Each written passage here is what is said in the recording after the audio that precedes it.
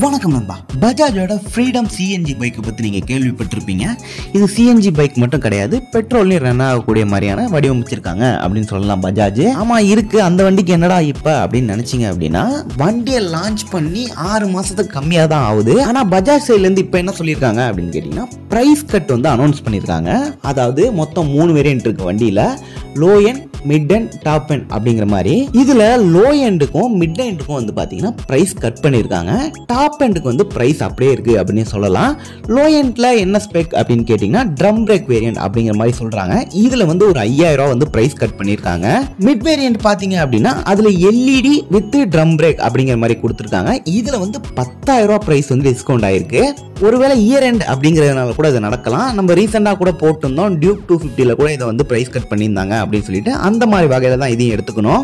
அப்படி பார்க்கும்போது இப்போ லோ எண்டான ட்ரம் பிரேக் வேரியண்டோட பிரைஸ் பார்த்தோம் அப்படின்னா 89,997 ரூபாய்க்கு வந்து எக்ஸ்ஷோரூம் பிரைஸ் வந்து கோட் பண்ணிருக்காங்க.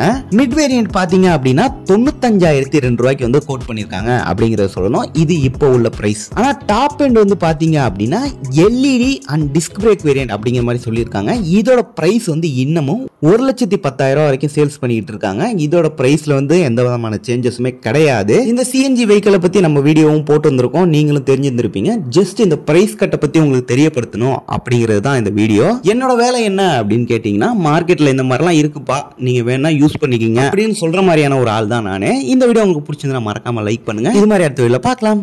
See you later.